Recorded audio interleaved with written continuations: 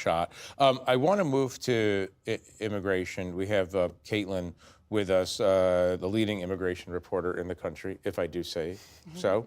And I want to talk about Springfield, Ohio, and the dogs and cats issue of the last week or so. But I want to talk about it in the context of a larger debate, if you can even call it a debate at this point. Trump's language about immigration has become even harsher lately, and I want you all to listen to something that he said at a rally in New York on Wednesday.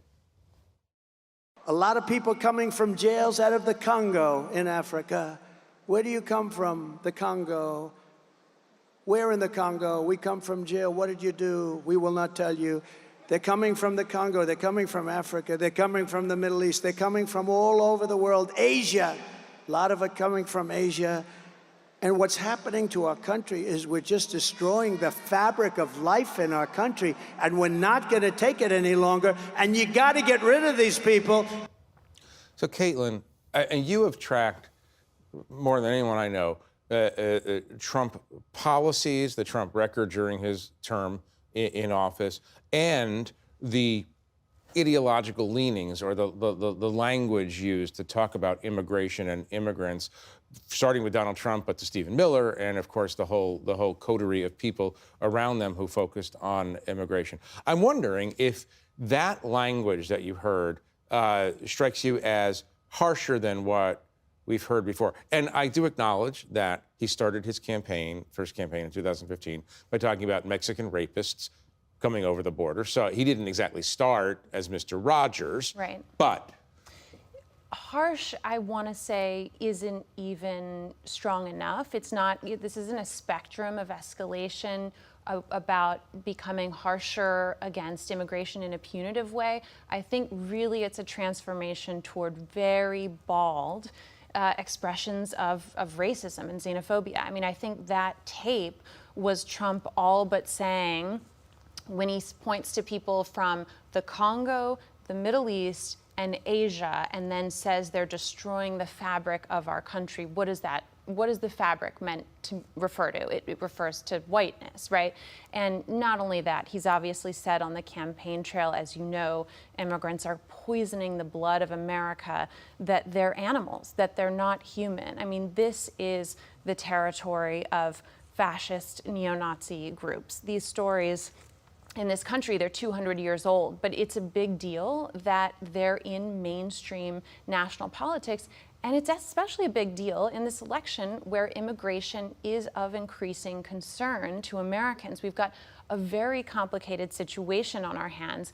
And Springfield is such a good example of that, right? Because Springfield recruited, actively welcomed immigrants from Haiti. They've revitalized the local economy by working in factories. People talk about them having revitalized churches. Yeah, they filled the churches, is what a lot of people in the city say. And it's been challenging in the short term on schools and hospitals, and there's no reason to pretend that's not the case. I think it's important that the fact-based pushback that locals in Springfield have said, in challenging the lies that began with J.D. Vance telling the country that immigrants in Haiti were eating house pets, which they obviously weren't doing. It's important that the pushback has included this nuance and this complexity, and it really calls for a debate, and it calls for policy making, the hard work of redoing our immigration system. And obviously, none of that is happening when you have a debate that's devolving in this way. I want to ask you something. I was hearing something in your answer.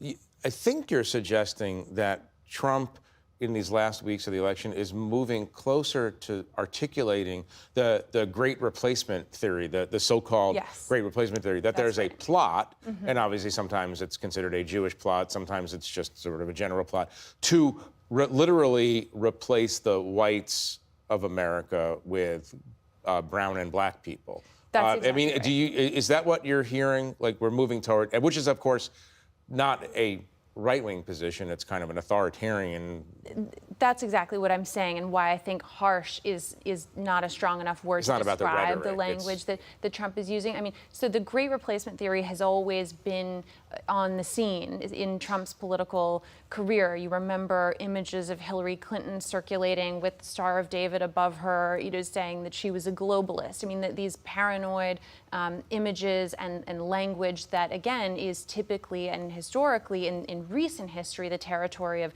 neo-Nazi and fascist groups on the fringe. They've always been present, but to say it so baldly at a campaign rally, a nationally televised debate, I mean, that is a significant shift. So, Zolan, you cover, you write a lot about Trump and the campaign. We've got 45 or so days, 46 days until the election. He's under a lot of pressure. Obviously, the polls, about which we're not going to speak because they drive me crazy. And the polls show that it's a toss-up.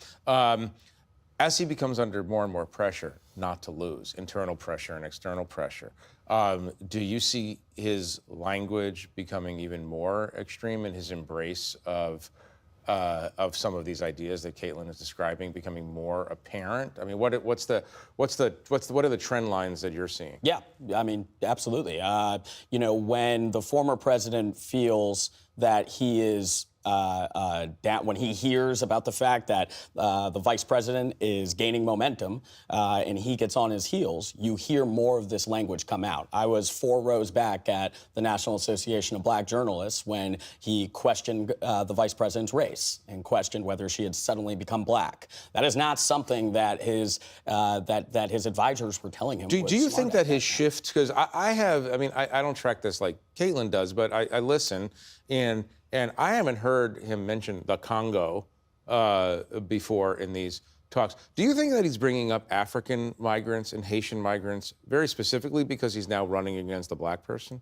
I mean, I don't know if you could connect it to the vice president and his current competition. I will say he has had a specific obsession, in private and in closed doors with certain countries.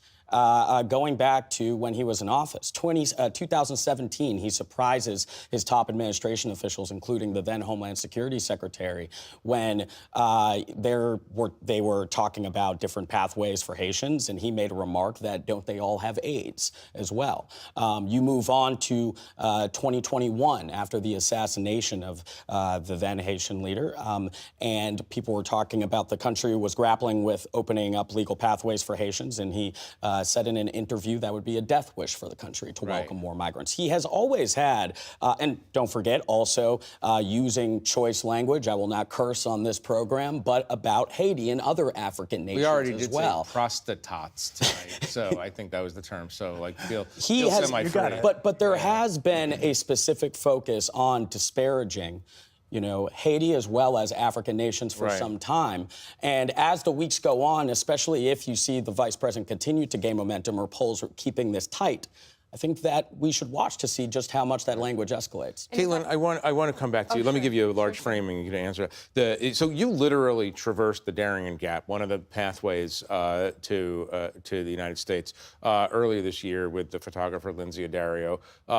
Incredibly hard journey, and you, at different points, you were moving with different migrant groups, talking to them and figuring out who they are. Can you give us a sense of who is trying to get to this country right now?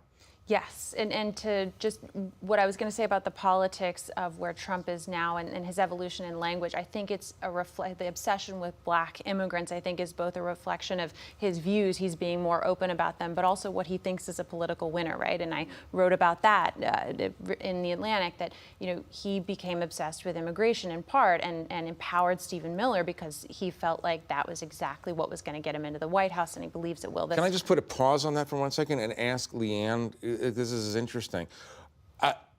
These appeals don't broaden the base.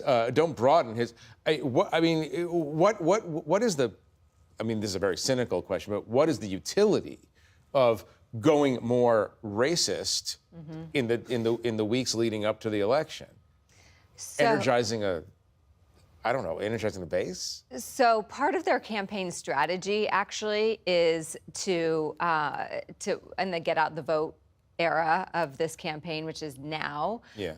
Not necessarily those persuadable voters, yes, those too, to a lesser extent, but they are intensely focused on the conservative-leaning voter who doesn't vote very often. And so this is language and rhetoric that would appeal to these voters who don't vote very often, who might say, I like this guy, and then they can find him and send him to the polls. To basically scare them off of the couch, right? I mean, in that sense, it's a Willie Horton type appeal. Right. Well, go back to the Darien Gap now. So in the Darien Gap, you had more than 500,000 people cross last year, and you wanted to hear what their experiences are like, probably because of the caricature that we're seeing Trump talk about. I mean, they're from all over the world. That's important to point out. I spent the most time with people from Venezuela because the largest number of people are coming from there.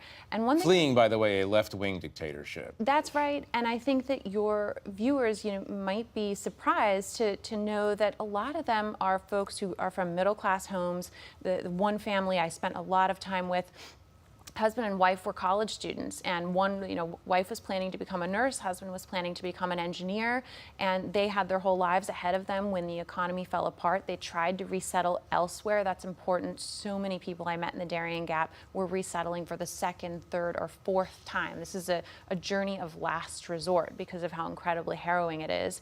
And they couldn't make it work because the economy was so troubled in their second place where they tried to resettle, that they felt they had no other option than to risk their own lives and their children's lives. How many people, and I'm sorry I have to ask you to answer this quickly, but how many people coming up the Darien Gap would you put in the category of dangerous to America from a criminal standpoint or et cetera? So I couldn't check people's criminal backgrounds when they were there. I did spend enough time with people to get their life stories, and I didn't meet anybody who I feared for in that respect. I mean, these were families, kids, and people who were just looking for safety. And one thing I think that gets missed on this too is, I went to Panama, Costa Rica, that border. Law enforcement officials are checking and doing background checks even there too. No, I appreciate that, and I appreciate what you told us. Unfortunately, we just do need to leave it there for now.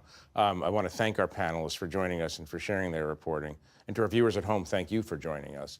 For more of Caitlin's reporting on the migrants risking treacherous terrain, violence, hunger, and disease to travel across the Darien Gap on their way to the U.S., please visit theatlantic.com. I'm Jeffrey Goldberg. Good night from Washington.